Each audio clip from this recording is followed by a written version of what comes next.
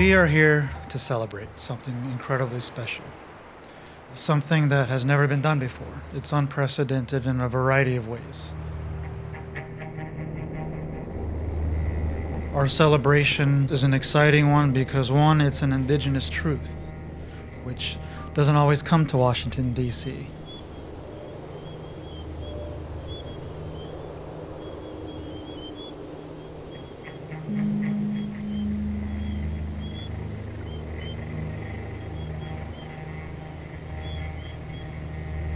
We are here to propose to President Barack Obama a national monument, asking the Obama administration to strongly consider the use of the Antiquities Act of 1906 to give his presidential proclamation and turn into law the protection and preservation of these lands we call the Bears' Ears. A battle over the question of local control versus federal power is playing out in the western U.S. once again. President Obama has made yet another move trying to cement his legacy as an environmentalist. Republican lawmakers have suggested he shrink it or simply stop funding it. They're going to start restricting it, restricting access.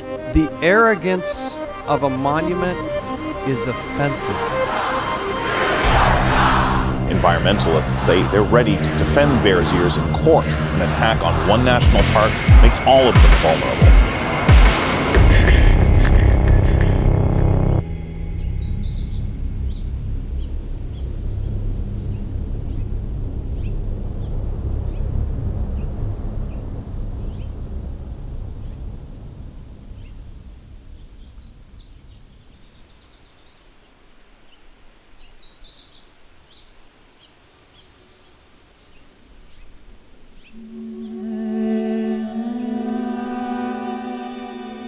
Sometimes I come out here just to listen. Our ancestors, they're here. They're still here. I can hear them through the breeze, like the birds chirping out there, and I feel like I'm home. There's a pottery chip here, some right there, that needs to be preserved and protected. We're about 5 miles from Bears' Ears, south of Bears' Ears on Cedar Mesa. People, they come around and they ask us, why? Why is it so important? There's nothing out there.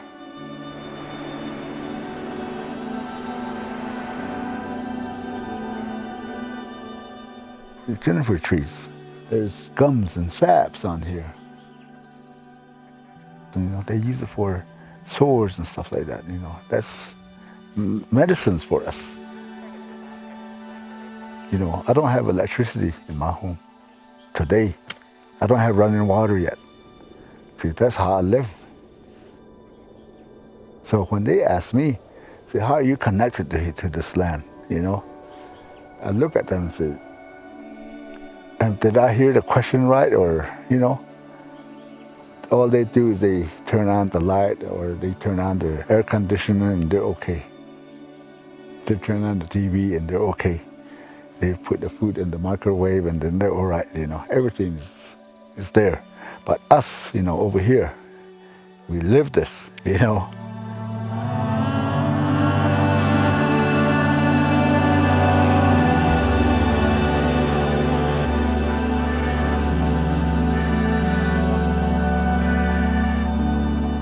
to preserve whatever we have. That's all we got left.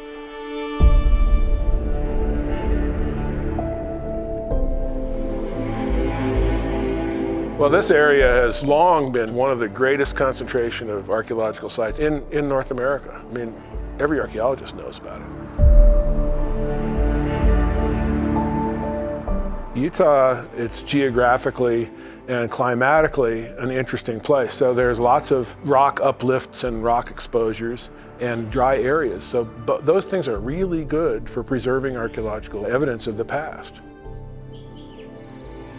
I mean, literally there are hundreds of thousands of archaeological sites here. Each one of those sites is a treasure of historical information about the past. We don't have books left by the Anasazi, by the Pueblo people. They didn't write books down. Every one of those sites is a record of a human occupation and a human family history. And they encompass all kinds of things, from simple scatters of artifacts to magnificent cliff dwellings, to incredible art on the walls, and things of great significance to living native people.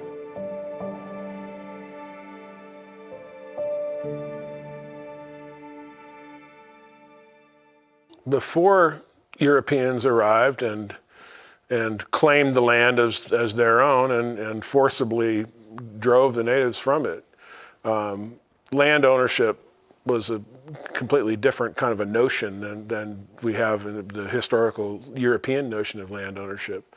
And most of the people who were in this region historically were hunter-gatherers.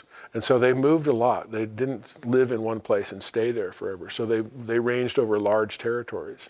The government in the 1800s decided to put us on various parts of the reservation and spread us out so that we would no longer be one united tribe. The original land that belonged to Native Americans. Today, we've only retained about 2%. And that's why we have Hopi, Zuni, Yumani Ute, Ute tribe, Navajo. All of these tribes have a strong spiritual and historical connection to Bears Ears land because we've all lived there, our ancestors lived there, and today the spirits of our ancestors still roam in Bears Ears lands. The last 75 years or so, people have done more or less as they wanted to with these federal lands. There's lots of archaeological looting here. It was kind of a long time practice. In Monument Valley, a driver must have strong hands on the wheel. The archaeological community bears a certain amount of blame because there were some archaeologists who came down here in the early part of the early 1900s collecting artifacts for their museum exhibits, and they taught the local guys how to find the best artifacts. This may be the grave of a basket maker Indian who lived 1,500 years ago. We trained FBI agents, Forest Service, BLM, and other federal officers how to identify sites which were looted. Long ago, a particular site was looted. Whatever was found, the price generally starts as low as $250,000. Gives you an idea of what that pottery is worth.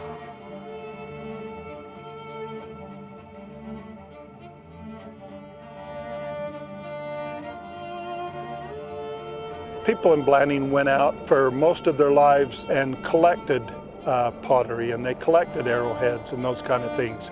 So the FBI, under the direction of the BLM law enforcement, conducted 2 separate raids of families in Blanding with the intention of confiscating those collections. 1,800 hours and Dr.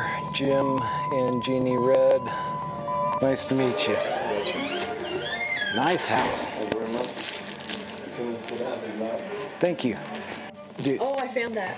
Oh, really? Okay. Baby mummy cave is what they call it. 5 babies were buried. Yeah, baby. Okay. Still mummies in there? They were, yeah. Dr. Red delivered my second daughter. He would teasingly say things, asking, oh, I bet you know some really good areas on where to get pottery and rugs. We didn't know at that time that he had been stealing artifacts. They had this big, beautiful door that opened up into their entryway.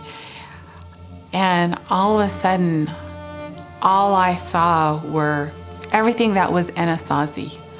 I was in shock. How about if we did 1,000 for that one, 500, 600, and 8. Dr. Red, James Red, and his family were caught digging in a site on state land, and they were excavating in a burial. One of their defenses was it wasn't really human bones, it was just old Anasazi bones, old Indian bones. So they tried to avoid prosecution for abuse of a dead human body. And unfortunately, Dr. Red chose to take his own life rather than face the consequences of that action.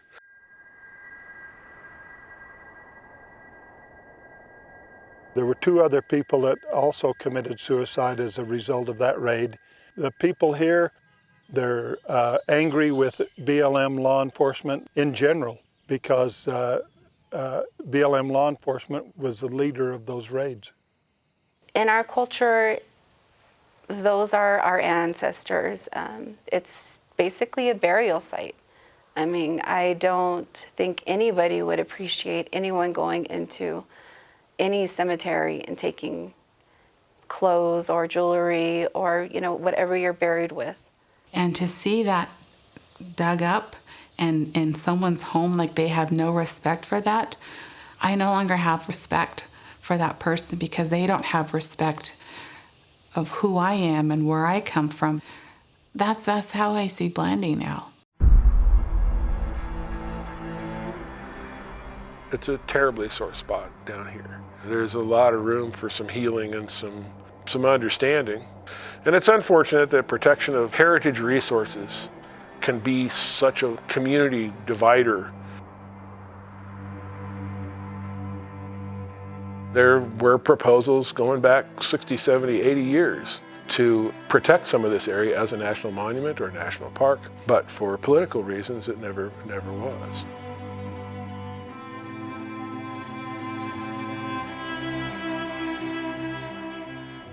These environmental organizations, they proposed a massive Red Rock wilderness bill. It just hasn't gotten much traction until about 3 years ago, when there was some talk about a public land initiative, or a PLI. The county appointed a certain number of citizens to be on a council to recommend various ideas of designations that we felt would be appropriate for the county. And in that time, we came up with some wilderness, some conservation areas. We had definitely a mining corridor. Everyone would get a piece of the pie. As much as we don't lobby for federal designation over local resources, maybe we could get something out of it. So the county, by saying we agree to large swaths of wilderness, we would get maybe some extractive ability in the other places. That PLI process went on for a couple of years, and we were holding public meetings with our constituency. We were presenting maps and plans. Some of the groups that were involved with us decided they didn't like what we were doing, and so they pulled out of that process.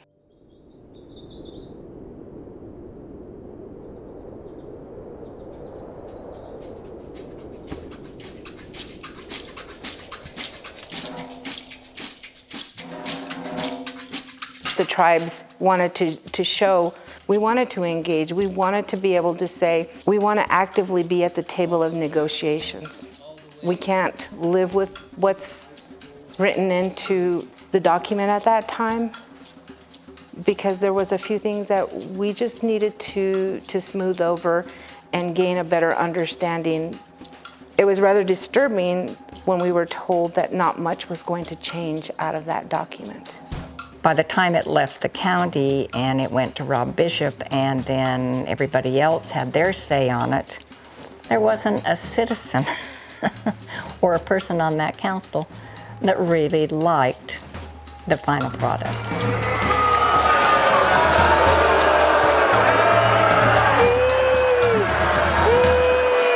What we're trying to do with the Public Lands Initiative is come to a balanced approach. You have outdoor recreationists, you have conservation needs, you have energy development, you have a whole host of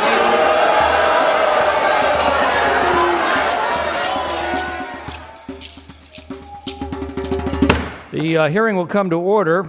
The Subcommittee on Federal Lands meets today to hear testimony in H.R. 5780, the Utah Public Lands Initiative Act. Unfortunately, the bill strays significantly from the standard time-tested management language that this Congress and other Congresses have used for decades when it protects public lands. H.R. 5780 falls far short of what it would take to reach a legitimate compromise and leaves many of the stakeholders, including the region's Native American communities, no choice but to oppose the legislation. The environmental communities started backing the proposal by the 5-tribe coalition. They started proposing for a Bears Ears National Monument. Up to that point, the movement was originating from a grassroots organization and the voices from community people who were bringing forth those conversations of preservation, conservation, and continued access, and we're getting nowhere in their conversations with the county and the state. After 6 long years, they decided to change up the whole approach, and we're going to exercise the one thing our people have always had, and that's sovereignty. We have that honor and right to march to DC. Can you sort of talk a little bit more about why you chose to leave the negotiations? On December 31st, we all gathered in White Mesa, and we're supposed to have had a meeting with staff members, and that morning we received a letter that wasn't going to happen. Many of the indigenous tribes of this country are feeling is that need to be heard, because I don't think a lot of people, even our closest neighbors, quite understand some of the historical traumas that my people have endured. We have attempted to try to continue the conversations with Chairman Bishop and Chaffetz, and through several of those meetings, we just didn't feel like we were quite taken seriously. The day that I testified was a day that I totally did not expect. I had started making my testimony and had been cut off. What state do you live in? I live in Toyoak, Colorado, but In that's Colorado, the okay, and this bill affects the state of Utah. Could you tell me how many of your board of directors are from Utah, or and particularly from San Juan County? We do have federal trust lands as All right, well so if a national monument's such a good idea, can you explain why you don't support one in your home state, but you do support one imposed against the wishes of the local community in another state? They mentioned if I would support the Sleeping Ute Mound becoming a national monument. That's the reservation. In all actuality, the tribe does have... Thank you. I'm going to have to cut you off because my time is short. Pretty much badgered by the majority of the committee. You made a statement in there of a December meeting in which a staffer was supposed to attend, and you were told it wouldn't happen, and that was the trigger that allowed you no longer to actually deal with us. Do you know why that staffer was not able to attend that Christmas time meeting? No, I stated that was the trigger that launched the discussion. Do you know why that staffer was unable to attend the meeting? If I recall correctly, a loss of a family member. He was attending his father's funeral. Now, in all due respect, do you not think that's a wiser choice of his time? Oh, yes, but... Thank you. That's all I had, which is why I was very offended by the statement that you made. That hurts very deeply, and I'm sorry. That's the wrong type of an approach to take on this type of legislation. Well, with all due respect... No, I'm sorry. I wanted that to be very clear. That was the proper approach. And if that was a trigger, shame on you. With that, Mr. Chairman, let me yield back to you. And I've never been treated like that. I have people that I call my family. They're not native. They're farmers, they're settlers, they're ranchers. And I call on my uncles. I call on my brothers. And I've never been disrespected like that. Thank you, Mr. Chairman. First, Ms. Whiteskunk, I just wanted to give you a chance to follow up on your answer to Chairman Bishop. Thank you. If I recall correctly, we'd received an email that morning that staff member was not going to be there. I would have figured that if the funeral was scheduled that day, we would have received some more leeway in... When we asked Representative Rob Bishop and Jason Chaffetz if they knew where the headquarters to the Ute Mountain Ute tribe is, they didn't know. Not one of the representatives ever knocked on the door of the Ute Mountain Ute tribe. And with that, I yield back, glad though that as this circus begins, that we're going to hear from my cohort down there, Mr. Chaffetz, who has a master at the art of circus. He's mastered the high wire act perfectly. There's this great place in Bears Ears where we can put this high wire, and I'm just teasing. And we decided if they're not going to take us seriously, we're not going to extend the courtesy of engaging in the conversation for the Public Lands Initiative. We're done. We're going straight to DC.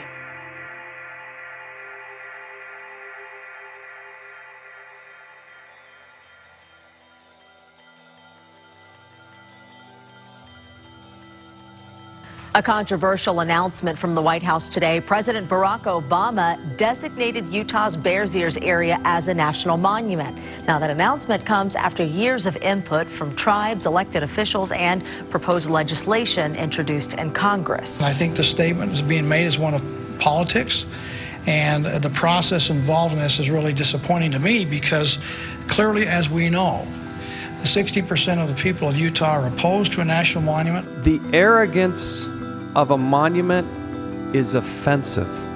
For all the lip service the Democrats give to bipartisan and meeting and we want to accomplish this, it seems to be their way or no way.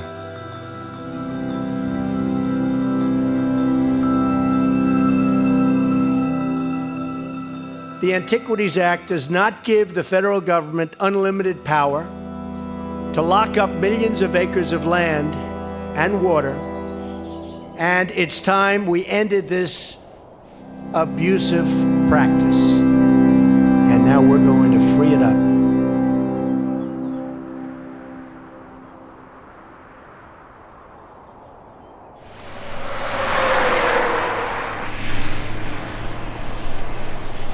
I loved Monticello. I went to elementary school, high school here. Monticello is a quiet town. Everybody knows everybody on a first name basis. There's not a lot of high paying jobs. There's not a lot of big money in Monticello. If you can scratch out a living and raise your kids here and have some good experiences, that's really why people live in Monticello. This little tiny chunk of land right here that's in the white is private property. That's all of the private property. Out of 5 million acres we have, 8% of the county is private property. So we went in earnest for a good 2 years on that Public Lands Initiative, and everything that we offered was taken by the Bears Ears Monument designation by President Obama with absolutely nothing given as a quid pro quo. So that's not a good way to engender feelings of teamwork and trust, yet that's what they want to come back and say, hey, this is good for everybody. We don't think the federal government has to be looking over our shoulder every time we try to do something on that public land.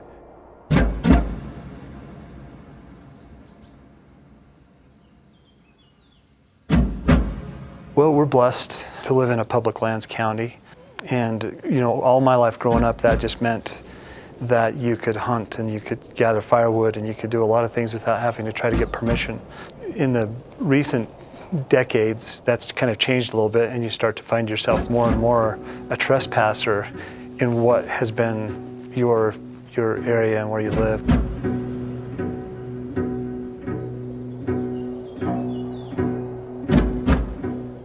Blanding is the community that wakes up and looks across and sees Bears Ears on the horizon. I've seen it my whole life. It's not a Obama thing, it's not a Trump thing. People should live in an area like this without fear of being maligned. So we looked at our administrative assistant in commission meeting one day and we said, call Secretary Zinke's secretary and see if we can get an appointment to go visit him in Washington, D.C. So we got on the airplane, we flew out, went to the Department of Interior, sat down, met him, tried to show him what existed on the ground. Part of the information that I gave Secretary Zinke was a resolution from the San Juan County Commission asking him to rescind the monument.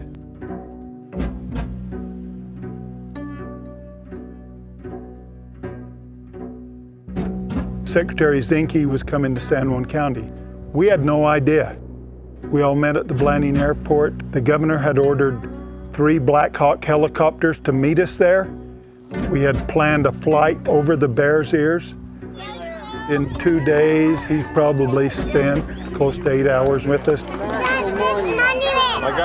He wanted to hear what the local people who live here have to say about the monument. Stand with Bears Ears! It wasn't the warmest welcome for Department of Interior Secretary Ryan Zinke today. We would like to see the Bears Ears National Monument preserved for our children. I'm here to get acquainted with the issue. And a big part of the issue is protecting tribal sacred land, Zinke says, which is why today he met with Utah's top Native American leaders. This is the first time they're at the table, and there is some distrust of previous efforts that the tribe, and tribes in this case, aren't heard. But the secretary promised the voices of the tribal leaders will be heard, and so will the voices of others in the communities. Zinke only met with the coalition of 5 tribes for only 1 hour in Salt Lake City. When he came down to Blanding, we were outside, tribal leaders in the parking lot, and they left in a helicopter. They left us alone. They invited us. Zinke, is there a reason why you're not listening to tribal leaders? Zinke, are you going to visit with the tribes more? Nice. I'm so nice. Be nice. In contrast to when former Secretary of Interior Jewell came down, she spent about a whole week meeting with both sides, and she gave equal timing for the people supporting the monument and people who are against the monument in the county.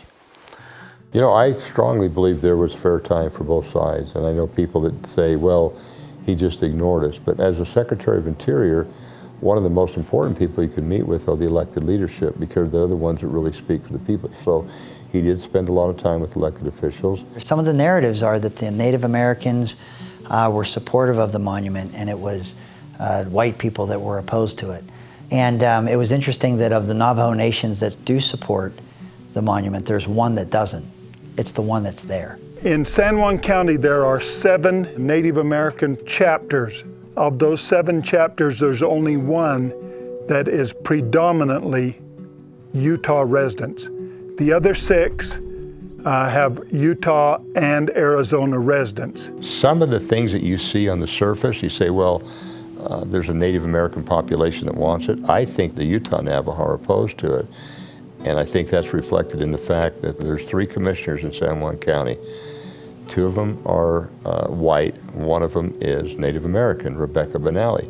She was elected by a strong majority to represent her people, and she is adamantly opposed to this monument. Do I have the correct information, or is it true that 6 of the 7 Navajo Nation Utah chapter houses have passed resolutions in favor of the monument and the proposal?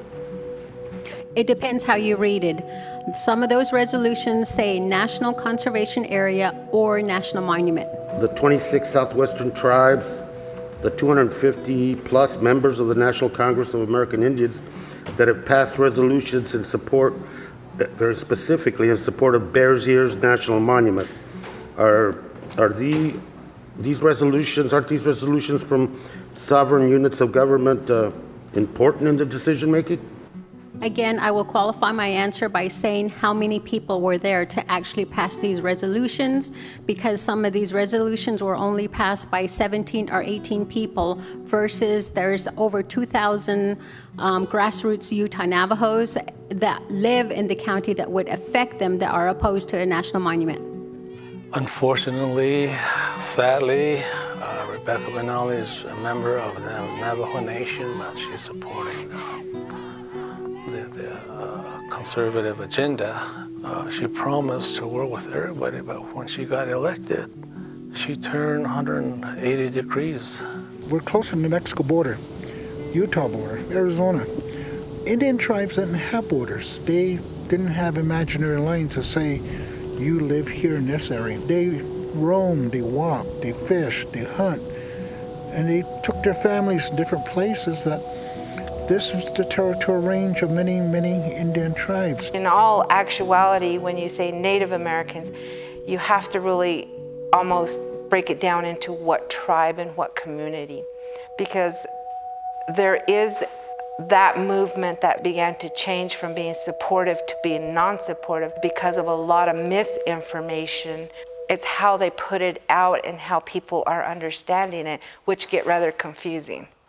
And this is a democratic society. Vast majority of Navajo, Native Americans in San Juan County support Bears Ears National Monument. But for some reason, we have a small group supporting this obstructive objective. Go monument, that's what it means. Yeah, go monument. Yeah, go monument. Yeah, go monument. Yeah, go You know, when I look at the monument. political atmosphere of San Juan County right now, what I'm really seeing is a horrendous amount of fear, a fear of change. The Native Americans are 52% of the population of San Juan County. They've always had a marginal say.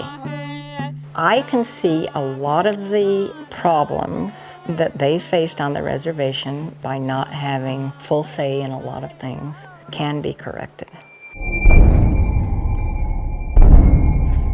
This is an area where the Native Americans outnumber the white population, yet very, very few elected officials are Native. You know, it's interesting when you look at the history, the legal challenges in San Juan County. Racism has always been here. I didn't really know much about racial slurs, especially because it was used so much. I grew up with it. I grew up thinking that that's who I was, a savage or a redskin or dirty skin. Sometimes it can be very difficult because I just feel there are those that are ignorant to understanding our ways, understanding who we are. It would be great to have them come down here and say, look at this. This is where I live. Because me just going and telling them, it's just going to go in one ear and out the other ear.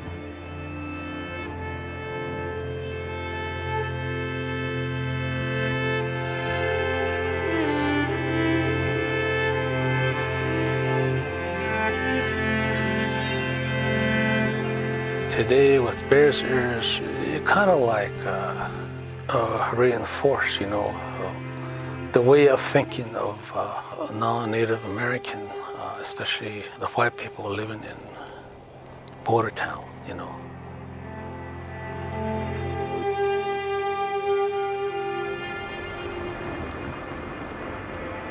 I think there is an amount of racism that exists. There are Navajo people who do not like white people and think that white people do not like Navajos. There are white people, I think, that feel the same way about Navajos. I'm certainly not one of those people. I'm the first to recognize how difficult it has been for those people on the reservation. Many of them are educated people. They have gone away and got college degrees, but they want to live at home, just like many of the people from Monticello and Blanding. But there just hasn't been an economy to support those children to come back and make a living.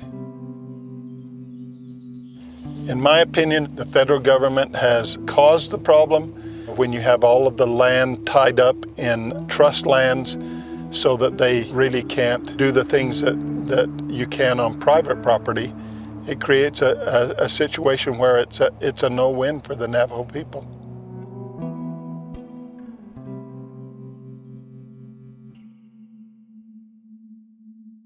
I've come to Utah to take a very historic action, to reverse federal overreach and restore the rights of this land to your citizens.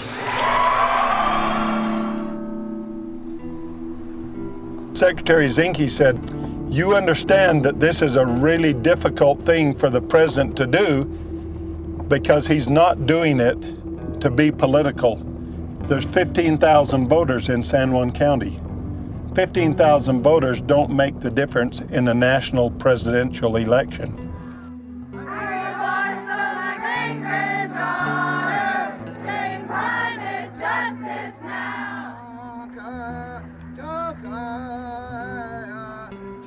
All of politics ends up being adults fighting over adult systems. When we appropriate dollars and people control how dollars are spent, anytime you interrupt that, you create upheaval. The best public policy we're going to come to, understanding that everyone's going to have kind of their take and their turf, is to be committed to letting good information drive good decisions.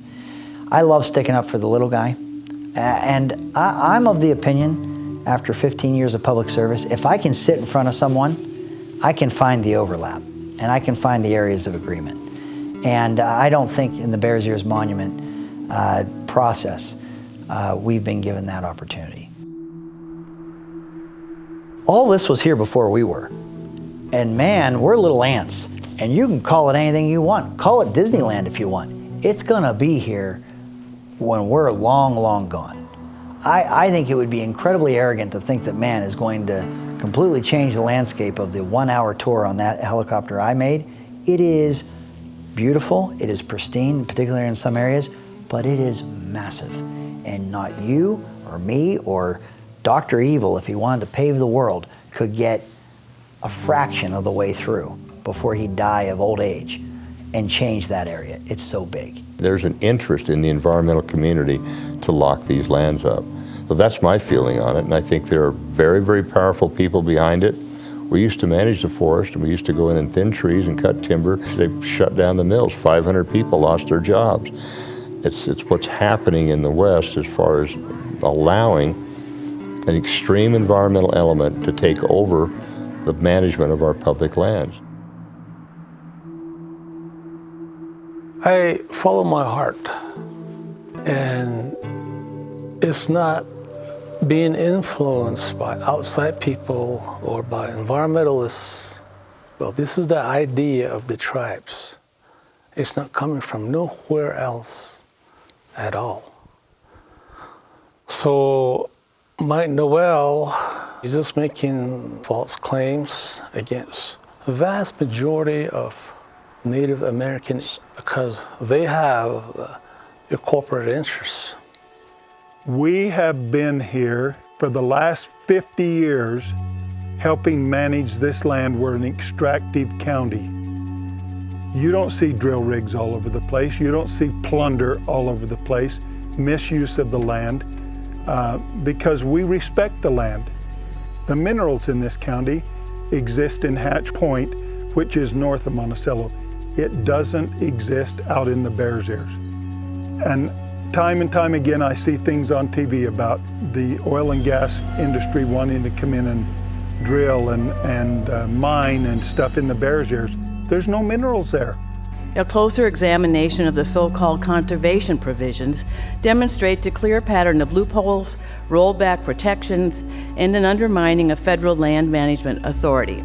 It could be said that this is a wolf in sheep's clothing. When the citizens of these two communities were prosperous, it was during those mining times.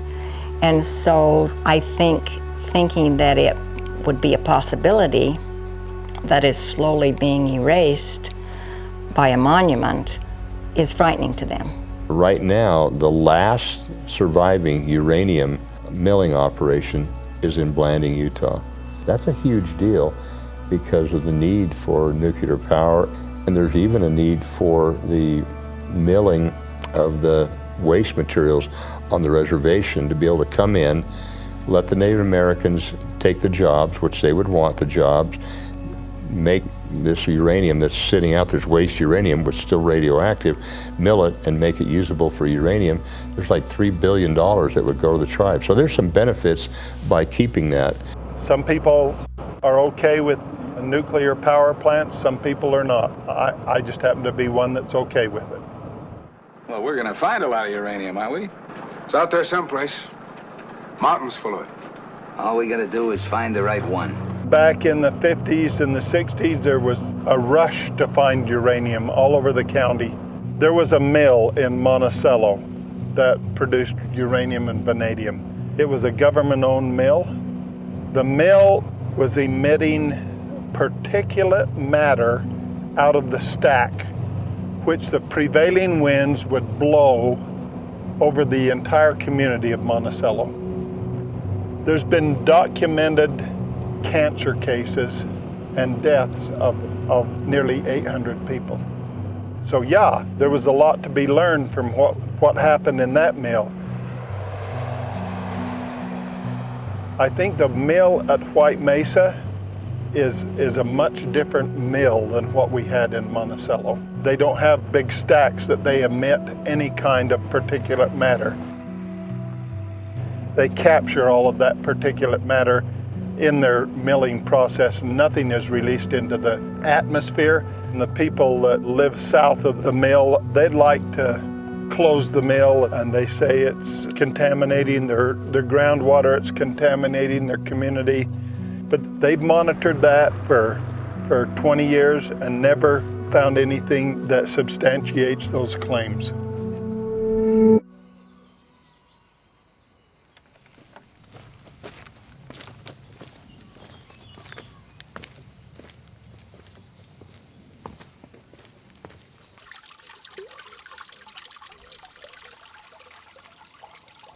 We try to come here a couple times a year to track conditions since it's in close proximity to the mill. And we analyze the water for a host of trace metal constituents that are abundant in the tailing cells, for radioactive elements.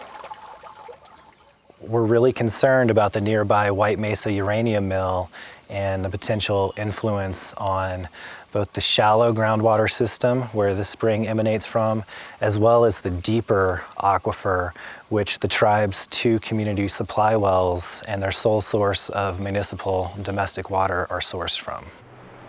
The White Mesa mill is no longer truly important for mining uranium in the Colorado Plateau. That era ended in the 1950s. Where the White Mesa uranium mill has become a player is as a low-cost radioactive waste disposal sites. So Canada, New Jersey, all kinds of government radioactive waste sites, industrial radioactive waste sites are looking for a place for their waste to go. After the ore and feed materials are ground up and ran through the solvent extraction circuit to extract uranium and vanadium, there's a lot of byproduct material left over. This material is highly radioactive. There is a history of uranium milling contamination in the area. This is the closest monitoring well to the tribe's property, and we're really concerned with what we're seeing in the groundwater right at this location underneath us.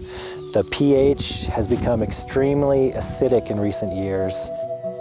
What could come next is increasing radioactivity, which would be impossible to clean up, to remediate out of the water. It's just not the land, it's what's under the land, and that gives us life. If the springs were to become contaminated, it would probably mean that we would have to move. People like at the state and government level really need to look at this and really feel what it feels like to be impacted.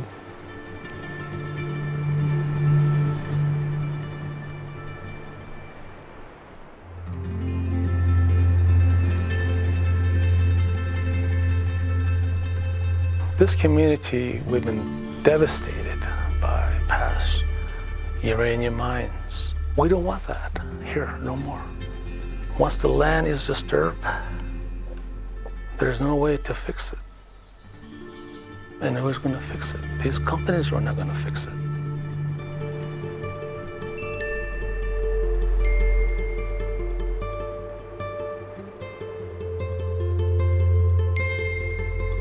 What is the future of the Bears Ears? It used to be you would never see people at the Bears Ears. Is it going to be a camping site for multitudes of people? And so maybe that spiritual connection will not be as available.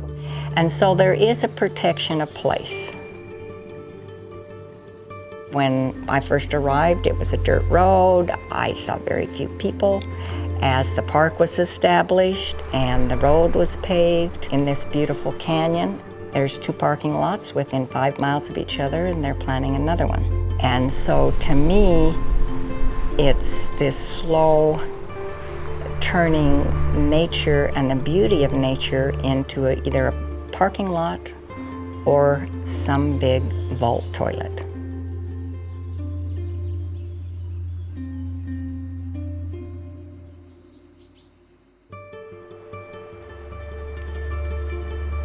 It's very frightening to think that what has been here for centuries could be destroyed through all of us loving and wanting to see it.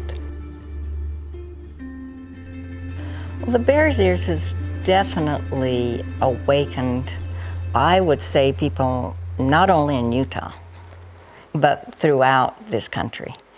And it's awakened them to how precious our landscapes are and how spiritually connected the Native Americans are to their landscape. And I think there's a hunger for the general population to feel that.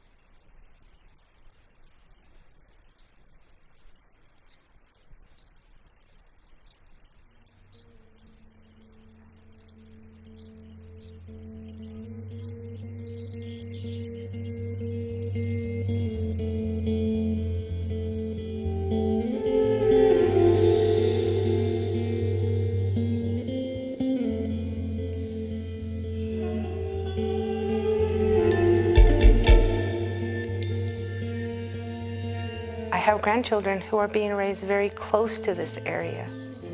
It is their yard. They get to see the buttes every day. That is so powerful because there's so many things that one draws from there, which is, identity. It represents many people's pasts.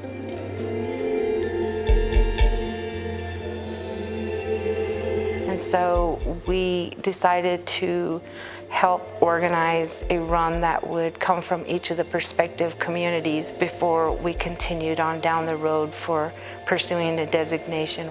We needed to come from the place of healing.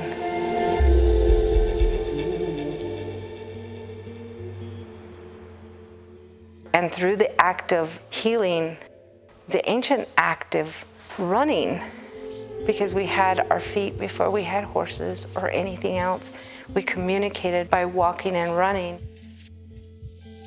I really wish that the community there in Blanding really relooks at the history of our Native people there that resided there.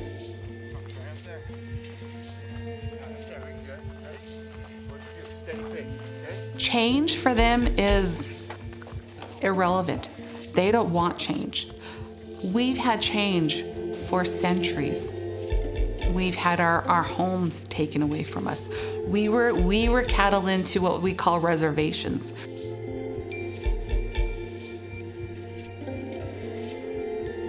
I don't think Blanding community would ever fathom that because they were never taken. I mean, right to this day, they stake claim. They were the first to be there. So Bears Ears is very important for me and my people because we know what it meant for us to be there and to live there and to seek refuge there.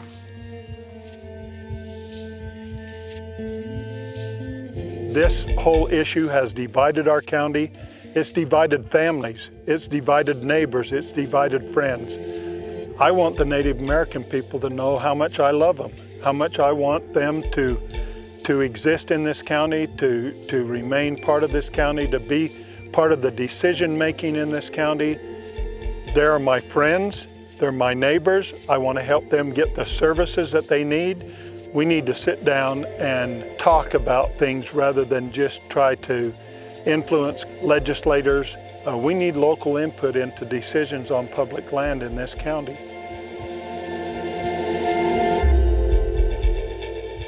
I would regret if, in these interviews that you're doing, if people were to watch that and see such strident positions, that people are left with thinking that there really is no middle ground, that we really can't find consensus, because I actually believe we can. I really do. But what it takes is everybody coming through the front door, really expressing what those concerns are, what those goals are, and not letting perfect be the enemy of good. If you can get in that environment, I think you can get some smart policy. I mean, I don't see any of our leaders for you to hear here in Willamette Valley. I don't ever see any of them coming down here to ask. It's kind of just like, this is what I'm gonna do, you're gonna do it. We have 2 county commissioners representing this Oljeto chapter. That's Bruce Adams and Rebecca Benali. And they stopped coming to our meetings, to this very room. We put them on the agenda for over 3 years. Listen to us. Listen to our values. Listen to our interests. Listen to our beliefs. Listen. And when you do, you will find out why we fight for Bears Ears Monument. You will learn and understand our purpose.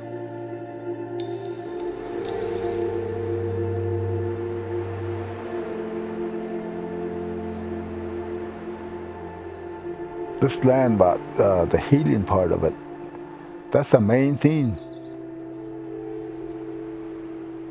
If you, as a native, you put an offering here on Mother Earth, say, you know, don't be afraid to touch Mother Earth, they say that, you know. Pick that up and talk to Mother Earth. And even just between us, you know, different nationalities, just coming to an understanding. There's a healing going on right now. You make other people understand, there'll be a healing right there. There'll be hope up ahead. They say, love thy neighbor. In their Bible, we're their neighbors.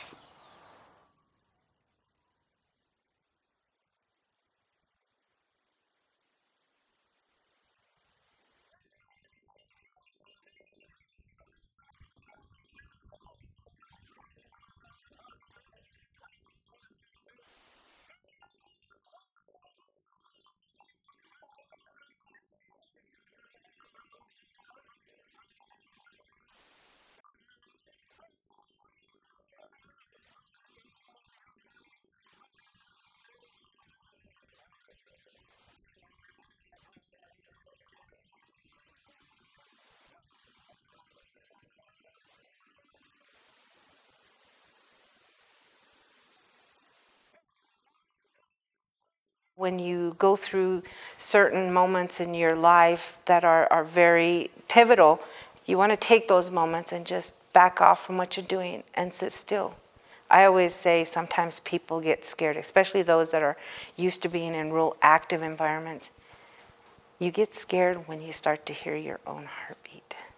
You have to confront that fear before you can actually take that nice, slow, cleansing breath and learn to be quiet.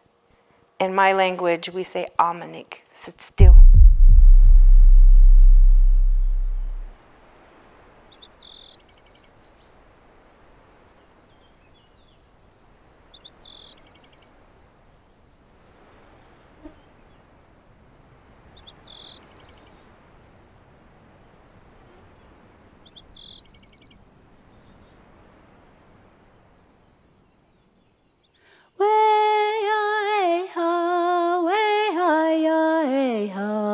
Yahweh, Yahweh, Yahweh, Yahweh, Yahweh,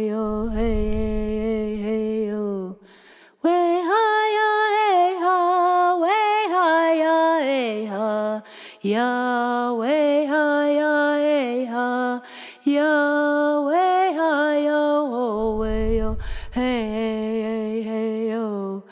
Way ya eh ha, way ha ya eh ha, Yahweh ha ya eh ha, Yahweh ha yo ho way yo, hey hey hey yo. Way ha ya eh ha, way ha ya eh ha, Yahweh ha ya eh ha, Yahweh ha yo ho way yo, hey hey hey yo. Way ha ya eh ha, way ha ya eh ha, Yahweh